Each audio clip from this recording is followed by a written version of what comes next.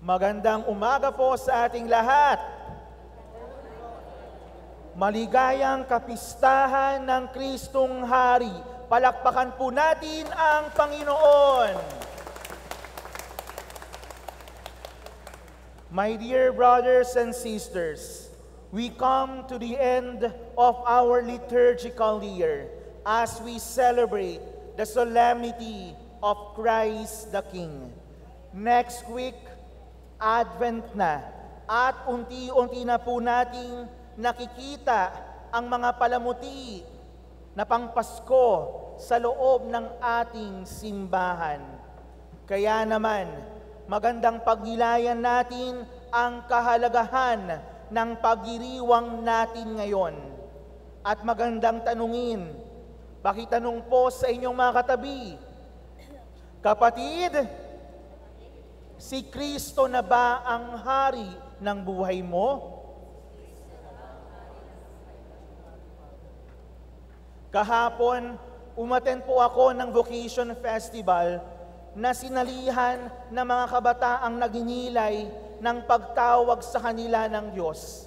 Ito man ay sa pagpapari, pagmamadre, pagiging reliyoso, reliyosa, o kaya naman sa buhay, pag-aasawa. At doon, ito ay ginanap doon sa Emerald.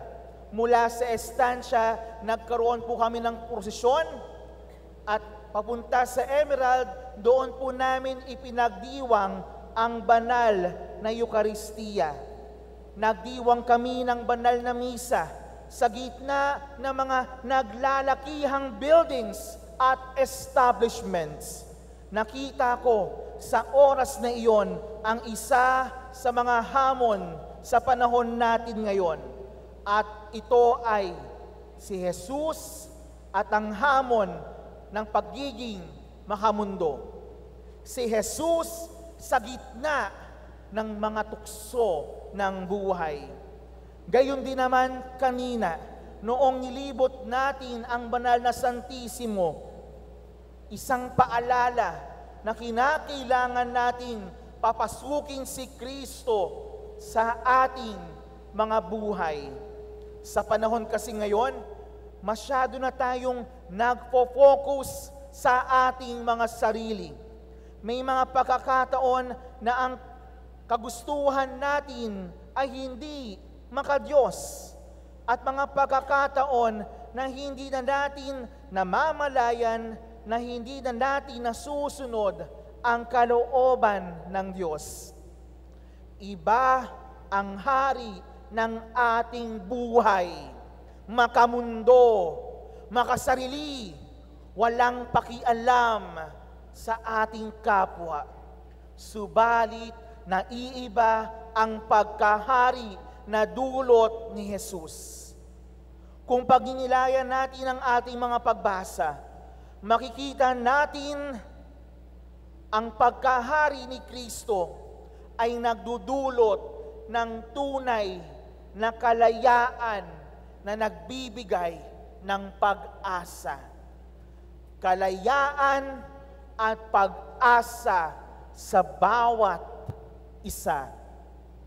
Sa Ebanghelyo, tinanong ni Pilato si Jesus kung siya ba ang hari ng mga Hudyo. Sumagot si Jesus, kayo na ang nagsasabing ako'y hari, na parito ako upang magsalita tungkol sa katotohanan. Ang kaharian ko ay hindi mula sa sanlibutang ito.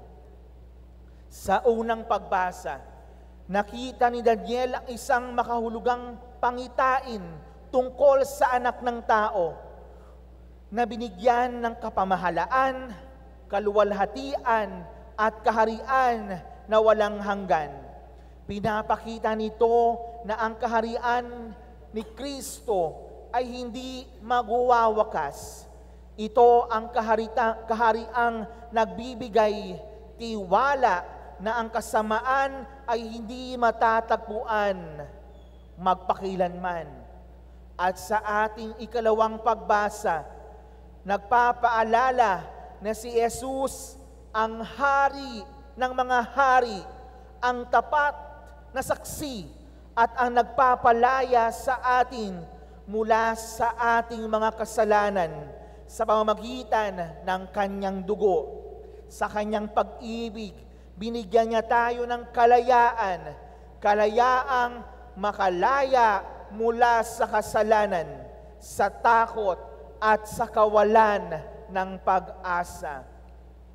Mga kapatid, ano ang ibig sabihin na si Jesus bilang hari ay nagdudulot ng tunay na kalayaan at nagbibigay ng pag-asa? Sabi nga, the truth will set us free. At ang katotohanan ni Jesus ang nagbibigay sa atin ng kalayaan. Ang katotohanan tayo ay mahal ng Diyos.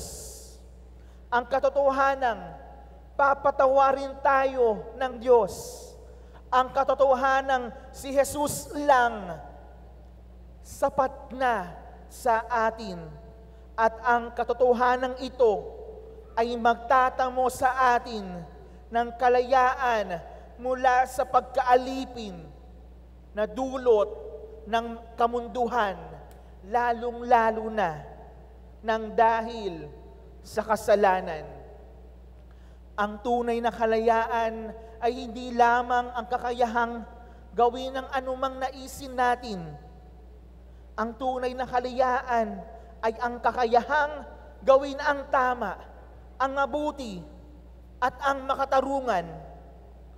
Ang tunay na kalayaan ay ang pagyakap sa kalooban ng Diyos. Sa mundo natin ngayon, maraming nag-aalok ng maling daan patungo sa kalayaan. Ang kalayaang nababalot sa bisyo, sa mga pansariling interes. Subalit si Jesus ay nagtuturo sa atin ng isang landas, ang tamang landas, ang landas ng pagmamahal, ang landas ng paglilingkod, ang landas ng katotohanan.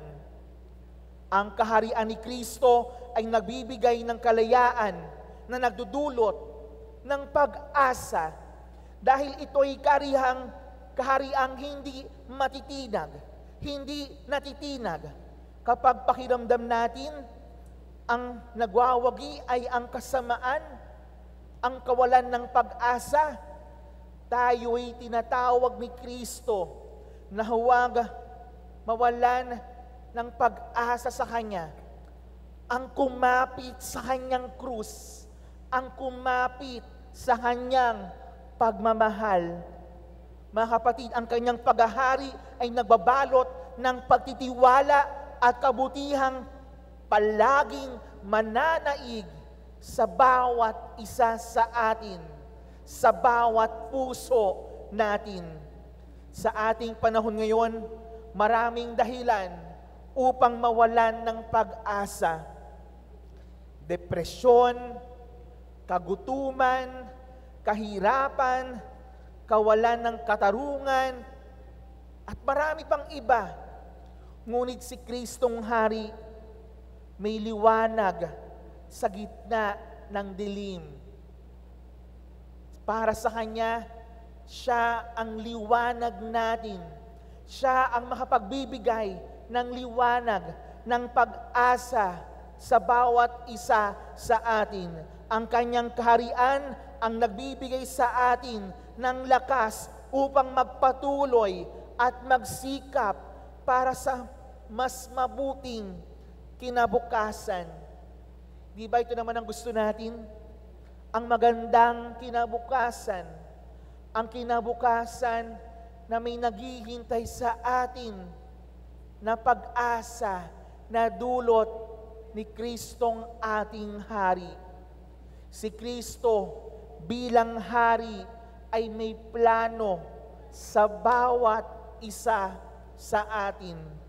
Gusto niya na ang bawat isa sa atin ay magtamo ng kaligayahan. Subalit, ang kaligayahan na ito ay nagmula sa dulot ng kanyang kalayaan ng natangi lamang nating matatagpuan sa kanyang katotohanan. Nang sa gayon, itong kalayaan natin ay magdulot ng liwanag, ng pag-asa sa bawat isa sa atin na minamahal ng Diyos. Viva Cristo Rey! Purihin ang hari ng ating mga puso at ng ating buong sanlibutan. Amen.